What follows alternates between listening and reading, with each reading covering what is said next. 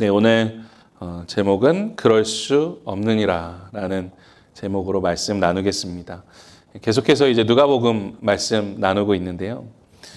오늘 이 누가복음 17장 1절부터 4절까지는 굉장히 짧은 말씀이죠. 그런데 이 짧은 말씀 안에 이제 두 가지의 이야기가 들어가 있습니다. 그런데 이 두 가지의 이야기가 마치 물과 기름처럼 섞여질 것 같지 않은 이야기예요. 그러니까 전혀 연결될 것 같지 않는 두 가지 주제가 나옵니다. 첫 번째는 남을 실족시키는 것에 대한 경고의 말씀을 하고 계시고, 두 번째는 용서에 대한 말씀을 예수님께서 하고 계시죠. 이 두 가지 주제가 전혀 연결될 것 같지 않지만 이 두 이야기를 함께 깊이 묵상해 보면 우리는 이 섞일 것 같지 않았던 이 주제들이 한 가지 놀라운 진리로 향하고 있다는 것을 발견할 수 있게 되는 것이죠. 그래서 먼저 첫 번째 주제를 함께 살펴보면 좋겠습니다. 이 첫 번째 주제는 예수님께서 남기신 이야기 중에 가장 무서운 이야기 중에 하나죠. 남을 실족시키는 사람, 말 그대로 남을 시험에 들게 하는 사람은 연자맷돌을 목에 메고 바다에 빠지는 것이 오히려 낫다라는 무서운 말씀입니다. 특히 성경이 말씀하는 연자맷돌은 뭔가요?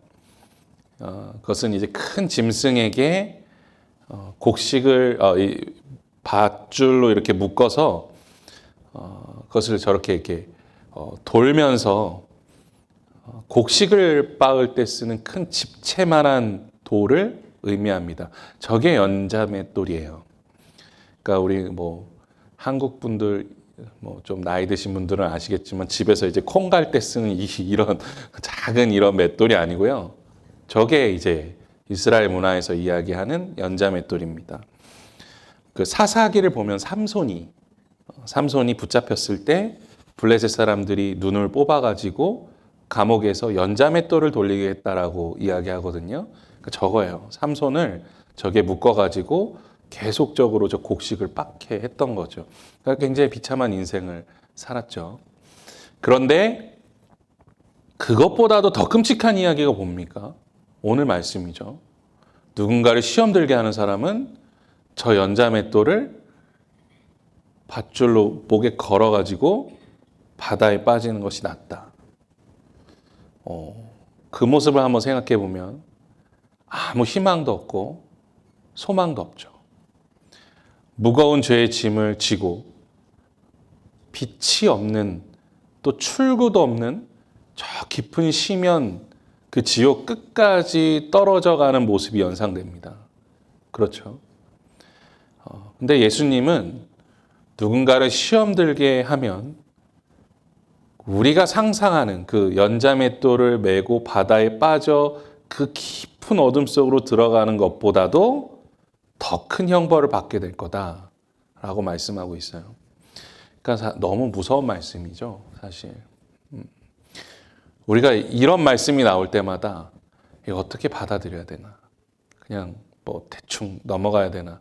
에이, 설마 그러겠어 라고 생각을 하면서 그렇게 들어야 하나. 그런데 더군다나 이 말씀은 우리의 마음을 깊이 찌르는 말씀이죠. 왜냐하면 우리가 인생을 살면서 어떻습니까? 누군가 한 명쯤은 분명히 상처를 주기 때문입니다. 내가 의도하든 의도하지 않든 간에 우리는 누군가를 반드시 시험 들게 만드는 사람입니다. 우리가 자녀를 키우면서 모르겠어요. 다른 자녀들 모르겠는데 제 자녀? 저희 자녀들을 하나님께서 맡겨주신 자녀들을 키우면서 제가 가장 많이 듣는 문장 중에 하나가 뭐냐면 I didn't mean to라는 단어입니다. I didn't mean to. 뭡니까? 아마 공감하시는 분들도 계시겠지만 일부러 그런 게 아니야. 나 고의적으로 그러지 않았어 라는 뜻이죠.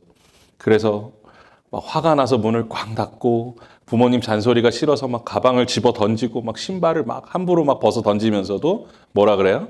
I didn't mean to. 나 일부러 그런 거 아니야. 내가 고의로 그런 거 아니야. 그런데 이제 다른 사람들에게 상처 주면서 그런 이야기 할 때가 있죠.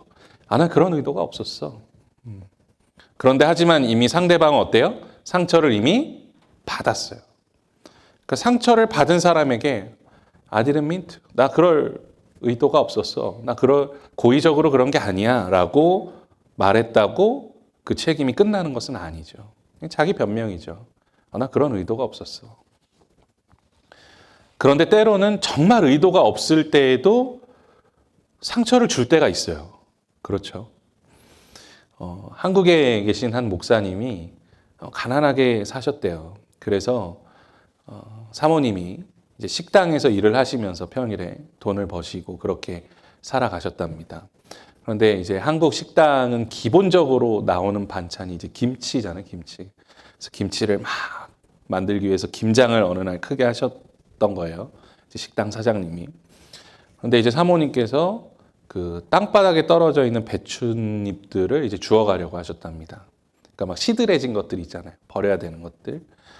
집에 돈이 너무 없으니까 이제 그거라도 가져가서 씻어서 좀 말려가지고 뭐 배추국, 된장국이라도 좀 끓여 먹으면 좋겠다라는 생각을 하셨던 것 같아요.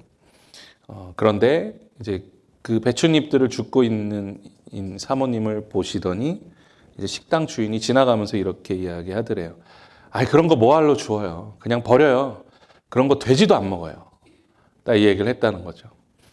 그러니까 진짜 사장님은 그냥 지나가면서 한 이야기 같아요. 그런데 이 사모님이 어때요? 그 말이 너무 큰 상처가 되는 거죠. 그래가지고 나중에는 그래도 이제 잘 되셨어요. 그래서 뭐 밥 굶고 그럴 형편은 안 되셨습니다. 그런데도 어떻게요? 지나가다가 배추만 보면 어떡해요? 그 생각이 나는 거예요. 배추만 보면 그 생각이 나는 거예요. 상처가 아물었다고 생각하는데 배추만 보면 그 돼지도 안 먹는 거 뭐하러 줍고 있어요. 그러면서 이제 식당 주인이 하지도 않은 말들이 막 생각나는 거죠. 뭐 거지야, 뭐 이런 생각이 막 난다는 거죠. 그러니까 그 한마디가 그냥 툭 던져진 한마디가 누군가에게는 평생의 상처로 남는 그런 말이 될 수도 있다라는 것이죠. 그런데 그게 제가 예화로 든 이야기지만 물론 실제로 있었던 이야기라고 하지만 그런데 이런 이야기들이 다른 누군가에게만 해당되는 이야기입니까? 그렇지 않아요. 우리 모두에게 해당되는 이야기죠. 저도 그렇게 누군가에게 상처를 준 적이 있을 것이고 죄송하지만 이 자리에 있는 모든 성도님들도 누군가에게 그런 상처를 주었을 수 있습니다. 아니, 분명히 주셨을 겁니다. 그 재밌는 것은요. 예수님께서도 이 말씀 하세요. 1절에 뭐라고 말씀하시나요? 실족하게 하는 것이 없을 수는 없다. 즉 무슨 말이에요? 누구나 사람을 시험 들게 만든다. 이 말씀을 하셨어요. 그러니까 놀라운 말씀이죠. 야, 몇 명만 그래. 그게 아니라요.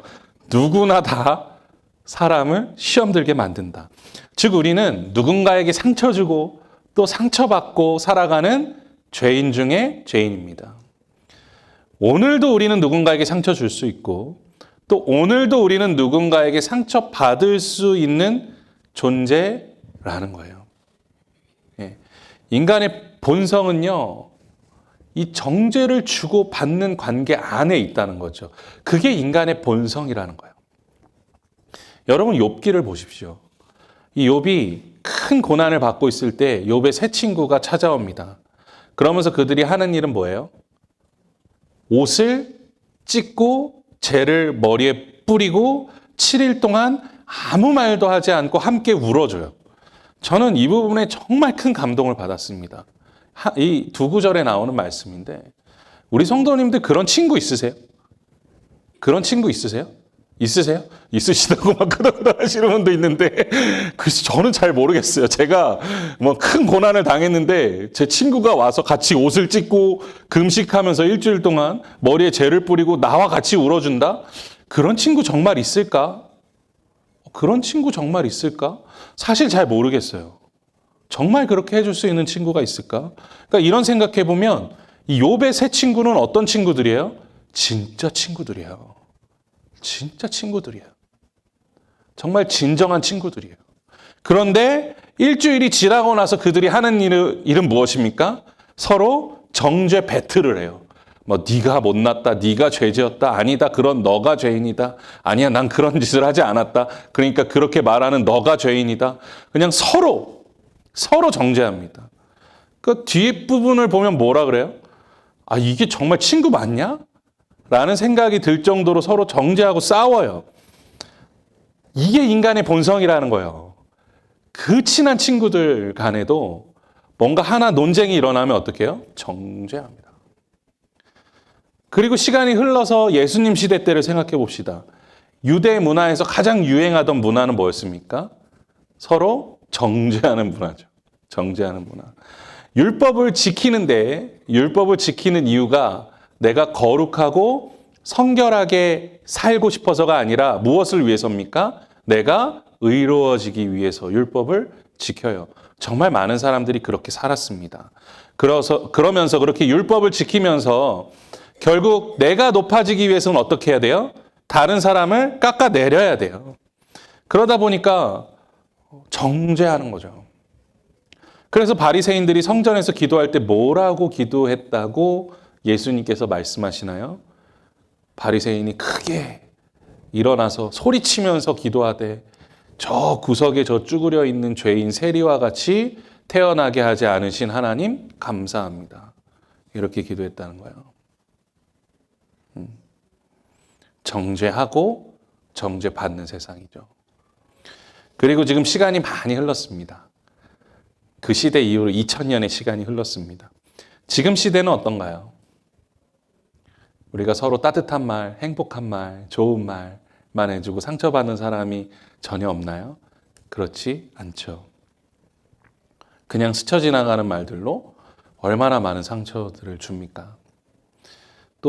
그런데 또 이제 이성이 많이 발전하다 보니까 그거를 또 굉장히 포장을 또 잘해요. 예전에는 막 이렇게 모르겠어요. 2000년 전에는 이성적인 분들이 사실 막 그렇게 학문적인 분들이 많지 않아서 그냥 막 돌직구를 막 이렇게 날렸던 것 같은데 지금은 이제 다 이성적인 분들이 많다 보니까 막 포장을 잘해요. 뭐라 그럽니까? 야, 내가 너를 위해서 하는 말이야. 내가 너를 막 사랑하고 막 아껴서 하는 말이야. 내가 아무한테나 이런 이야기 하지 않아. 라고 하면서 어떻게 해요? 평소에 내가 하고 싶었던 말, 정죄하고 싶은 말들을 막 쏟아냅니다. 그런데 이것이 어떠한 특별한 사람들만의 이야기가 아니라 우리 모두의 이야기라는 거죠. 우리 모두의 이야기예요. 이 인류에 있는 모든 사람들, 저는 확신합니다. 이 인류에 있는 모든 사람들, 이 땅을 살아가는 모든 사람들은 누군가를 반드시 시험 들게 만드는 사람입니다. 만약에 누군가가 저는 누구도 정죄하지 않았습니다 라고 당당하게 말하는 그 순간 그 사람은 나를 시험 들게 만드는 사람이에요. 상처가 돼요, 그게. 그러니까 분명히 이 인류에는 단 한 사람도 빠짐없이 그 정죄의 모습 속에 살아가고 있는 사람들인 거죠. 그러니까 오늘 말씀과 비교해 보면 이 연자맷돌을 목에 메고 바다에 깊이 빠져드는 사람들은 누구입니까? 우리 모두예요. 우리 모두입니다. 단 한 사람도 예외가 없습니다. 우리 모두예요. 그런데 그러한 우리의 목에 있는 연자맷돌을 끊어내고 우리를 깊은 심연에서 빛으로 인도해 주신 분이 누구십니까? 그가 바로 예수 그리스도. 우리에게 자유를 주신 분이죠. 예수님은 우리가 더 이상 그 정죄의 모습 속에 살아가지 않도록 우리에게 무엇을 주셨나요? 은혜를 주셨습니다. 복음을 통해 은혜를 주셨어요. 그래서 복음을 믿고 살아가는 모든 이들에게 이 은혜가 임했고 은혜가 우리를 덮어서 더 이상은 정죄의 늪에 빠져 살아가지 않게 만들어 주셨죠. 그러니까 누군가를 정죄하고 정죄받는 인생 속에서 우리가 벗어나서 이제는 은혜의 길을 걸어갈 수 있게 된 것입니다. 그것이 바로 복음 안에 살아가는 사람들이 겪는 놀라운 축복이죠. 그러니까 복음의 능력으로 살아가는 그리스도인들이 가진 축복입니다. 자유와 평안과 기쁨과 행복과 감사가 넘치는 삶. 그런데 그 은혜로 살아가는 우리 그리스도인들이 누군가를 정죄하려고 한다면 그것은 무엇과 같은 거예요? 내가 다시 연자맷돌을 목에 메고 깊은 심연으로 들어가겠다는 것과 똑같다라는 것입니다. 하지만 이제는 우리가 복음의 은혜 안에 살아가기 때문에 그럴 수 없다는 거예요. 그럴 수 없느니라. 그럴 수 없다. 로마서에서 사도 바울이 이 복음에 대해서 계속 강조하면서 이야기하는 문장이 바로 이것입니다. 그럴 수 없다. 이제는 복음 이전의 삶으로 우리가 돌아갈 수 없다. 이제는 우리가 누군가를 정죄하며 정죄받는 그 삶 속에 머물러 있을 수가 없다. 이제는 연자맷돌을 목에 걸고 그 심연의 깊은 지옥으로 빠져드는 삶으로 돌아갈 수 없다. 이것을 로마서뿐만 아니라 모든 서신서에서 반복하며 사용합니다. 그럴 수 없다. 이제 예수 믿는 자에게는 정죄함이 없다. 정죄할 수도 없고 정죄도 받지도 않는다. 그렇기 때문에 오늘 예수님께서 하고 계신 이 무서운 말씀은 복음을 만나면 아이러니하게도 가장 밝은 빛을 빛내는 은혜의 구절이 됩니다. 예수님은 우리에게 저주의 말씀을 폭력적으로 하시는 분이 아니에요. 우리가 이것을 생각해야 됩니다. 이런 말씀들을 통해서 우리를 협박하시는 분이 아니에요. 예수님은 그런 분이 아니십니다. 예수님이 항상 우리에게 주고 싶어 하시는 것은 어떤 말씀입니까? 은혜의 말씀, 소망의 말씀, 생명의 말씀이에요. 때로는 하나님께서 심판의 메시지를 주시죠. 하지만 그 심판의 메시지를 통하여 우리에게 선포하고 계신 것은 무엇입니까? 회복이에요. 회복입니다. 그리고 하나님의 사랑이에요. 그러지 말라는 거죠. 죄악 가운데 살지 말라는 거예요. 그리고 그 심판을 통해서 때로는 너희를 회복시키겠다라는 메시지가 그 안에 있습니다. 예수님은 오늘도 그 말씀하고 계신 거예요. 연자맷돌을 메고 바다에 빠지는 삶, 그것이 바로 너희들의 모습이지만 복음 안에서 이제는 그럴 수 없느니라.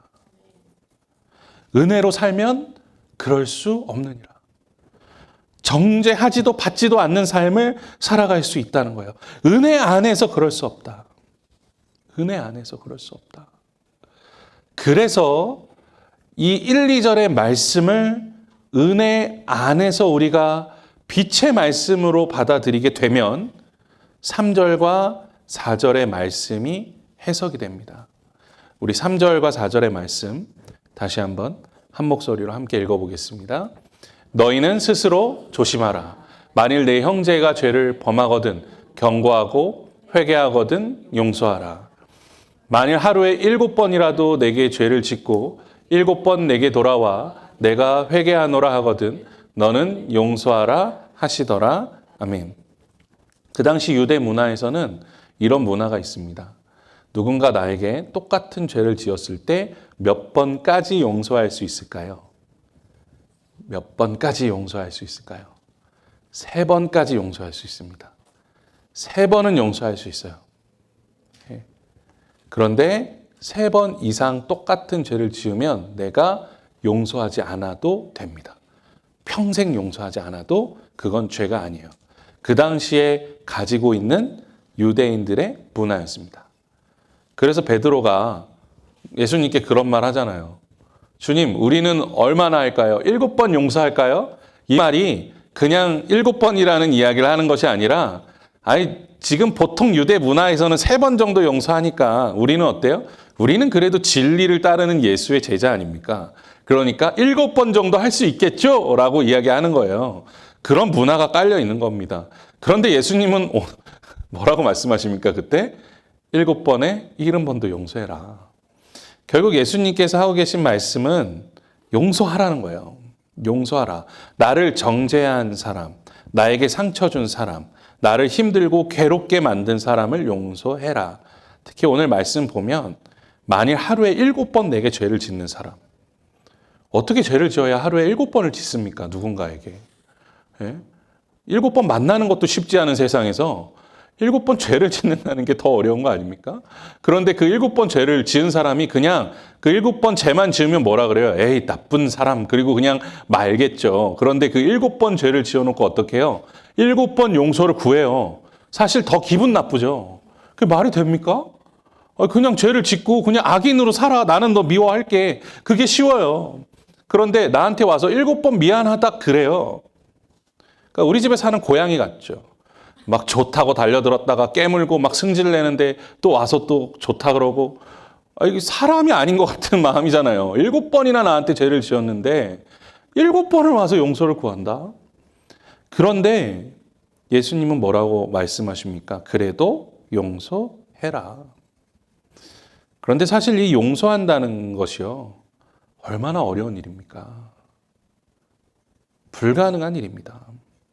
우리가 우리 힘으로 누군가를 용서한다는 것은 불가능에 가까운 일이에요.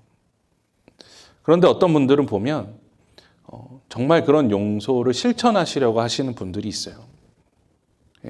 나에게 정말 큰 해를 끼친 사람들, 또 나를 괴롭힌 사람들의 그 일들을 잊고 그 사람을 용서하려고 하는 분들이 계세요.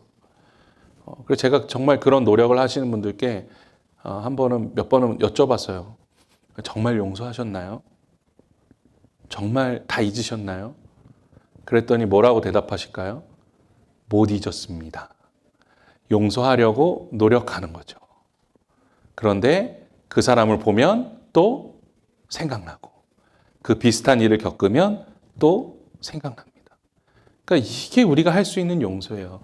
그런데 그 정도도 사실 대단한 인격이고 대단한 성품이에요. 하지만 성경이 말하는 용서는 무엇입니까? 너의 죄를 기억하지 않겠다.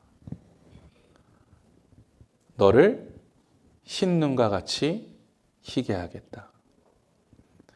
그러니까 하나님은 우리가 그 용서를 함께 실천하기를 원하시거든요. 그렇기 때문에 우리가 오늘 말씀을 묵상하면서 은혜 가운데 나아간다면 우리가 우리 힘이 아닌 하나님께서 주시는 은혜로 그 일들을 실천할 수 있다는 그 말씀을 우리에게 해주고 계신 것이죠. 앞에 말씀드린 것처럼 우리는 어떤 사람들입니까? 우리 모두 다 단 한 사람도 예외 없이 연자맷돌을 목에 걸고 바다에 뛰어들어도 아무 거리낌이 없는 죄인들이에요. 그래서 어떤 나에게 큰 해를 끼친 죄인을 봤을 때 그 모습 속에서 누구를 볼 수 있어야 합니까?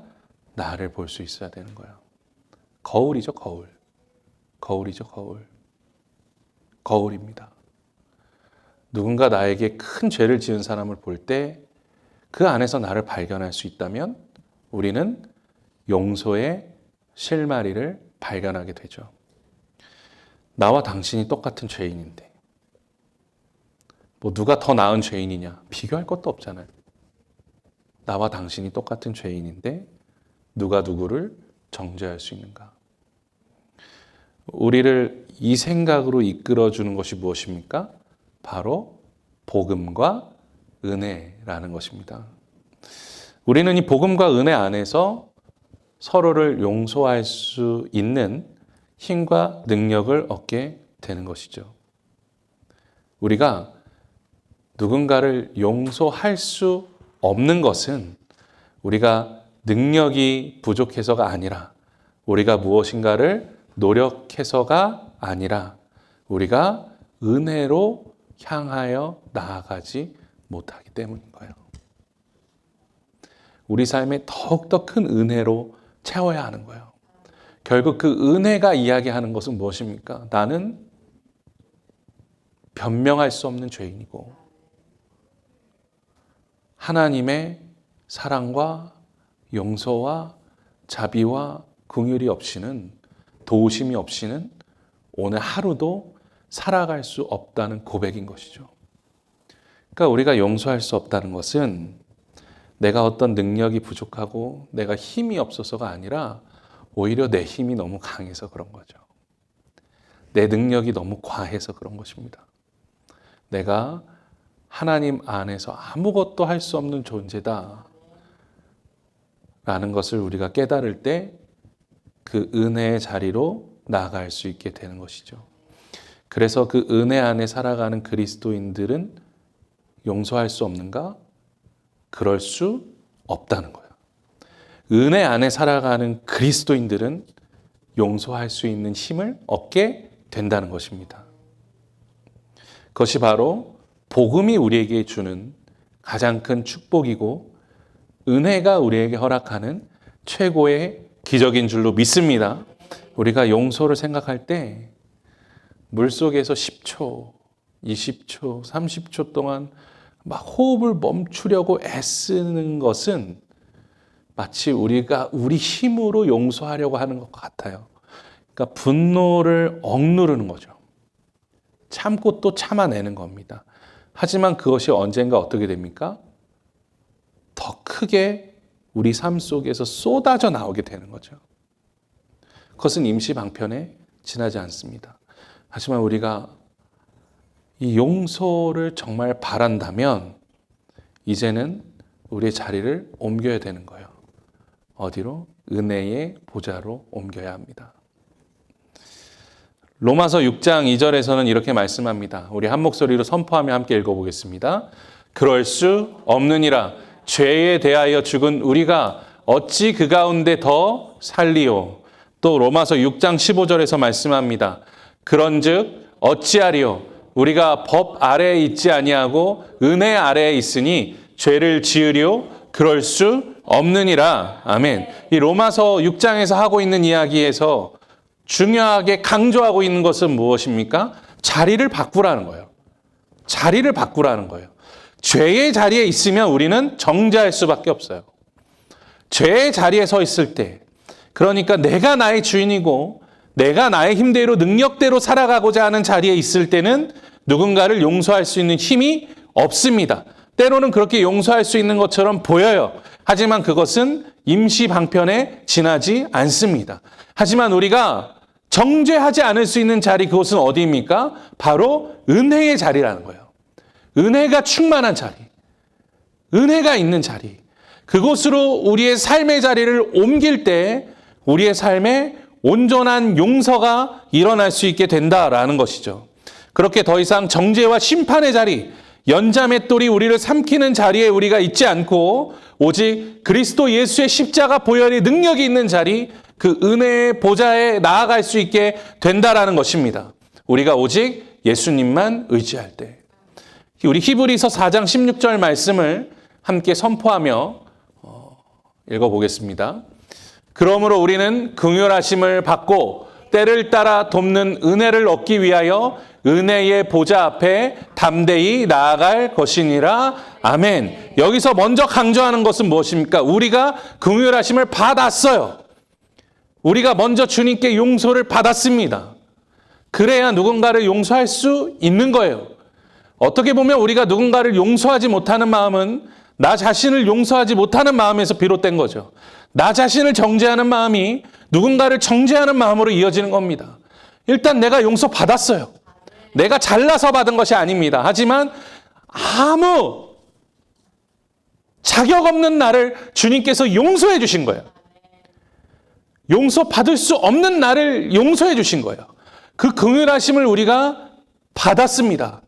그리고 나서 어떻게 해야 됩니까? 그 자리에 머물러 있으면 안 돼요. 때를 따라 돕는 은혜를 얻기 위하여 은혜의 보좌에 나아가야 합니다. 은혜의 보좌는 어디입니까? 우리 주 예수 그리스도께서 머물고 있는 자리죠. 즉 우리 삶의 주인을 예수 그리스도께 맡겨야 된다는 거예요. 우리의 삶의 자리가 우리 마음의 중심이 그 은혜의 보좌가 되어야 한다라는 것입니다. 사랑하는 성도 여러분, 우리가 함께 그 은혜의 보좌로 나아가기를 소망합니다. 우리가 자유와 평안과 기쁨과 행복 가운데 나아갈 수 있는 길은 오직 한 길밖에 없습니다. 그것은 무엇입니까? 우리 주 예수 그리스도께서 우리의 삶의 중심이 되시는 그 은혜의 보좌로 나아가는 것뿐입니다. 사랑하는 성도 여러분, 우리가 더 이상 정죄가 아닌 그 은혜의 삶을 살아가기 위하여 날마다 우리에게 주시는 그 은혜, 돕는 은혜를 누리기 위하여 우리 주 예수 그리스도의 십자가 앞으로 나아가는 우리 사랑하는 성도님들 되시기를 주님의 이름으로 간절히 축원합니다. 아멘. 제가